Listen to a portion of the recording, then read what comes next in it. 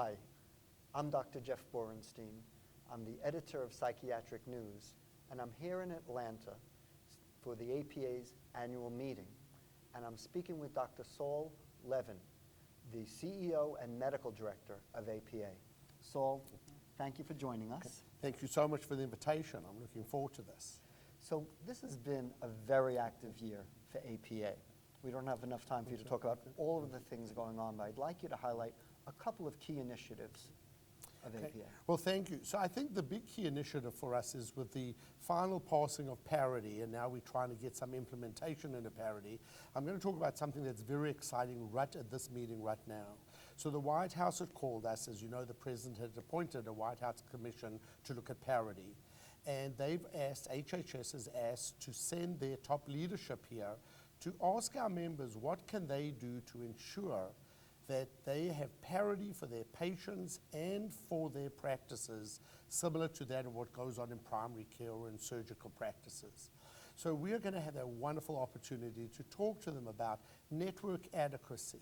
You know, when you sign up for an insurance plan, do they have enough psychiatrists on their plan who are actually taking patients, or is it now in some ways a faux network adequacy?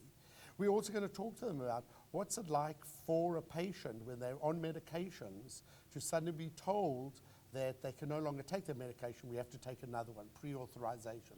You know, that wonderful opportunity to talk to them on it. The other big thing for us this whole past year has been Comprehensive Mental Health Act. Clearly, both houses in the Congress are really looking to pass some form of mental health act that will truly bring, once again, good care for our patients in this country. The House of Representatives has just announced that they most probably are going to have a markup hearing where they are going to really look at what are the different areas that they believe they can get passed, just as the Senate has already begun to do it. So we may actually have this year the passing of the Comprehensive Mental Health Act, which will include workforce for more physicians, more psychiatrists, will ensure once again that parity is enforced. If an insurance company isn't doing what they do for any other illness, that the health insurance commissioners or the attorney generals will have the right to essentially force them to do it. So truly some great mental health legislation may be passed. The other issues are the other exciting things that we'll be looking at starting and will continue to the future is a registry.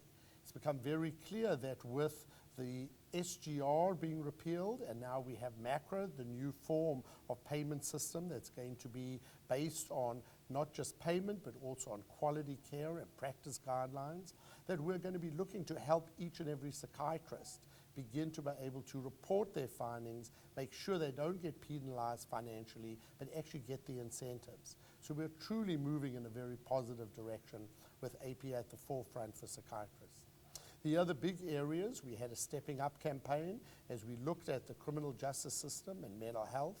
And we clearly know that today our major psychiatric hospitals are the jails. How do we truly begin to start turning that curve where anyone who's mentally ill doesn't get sent to jail, but actually gets treatment out in the community, out in the right hospital that will take care of them and get them on the road to recovery. And along with that, we also did the big APEX Awards, which is the American Psychiatric Excellence Awards, where we had in the theme of mental health and criminal justice, we had Orange is the New Black film stars come and speak to us about their experiences acting around criminal justice and mental illness. So I think we've had really a really good year, as we now come to what's the beginning of the new year and this amazing meeting that we're about to have. It has been an exciting time, and I know one of the areas that the organization and that under your leadership the organization has been very focused on is our younger members.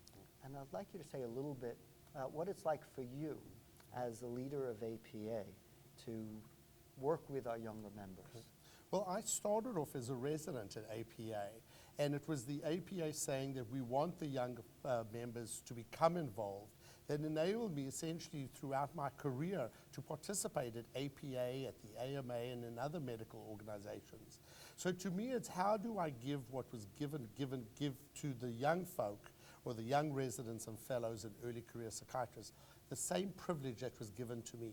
How do we show them that their ideas of what's happening in healthcare, what are the practices they see themselves going into, we're able to give them the tools to fulfill their vision of what they would like to do in psychiatry, be it research, be it pure clinical practice, be it community psychiatry, be it psychotherapy, that we're able to provide them with those tools to do that.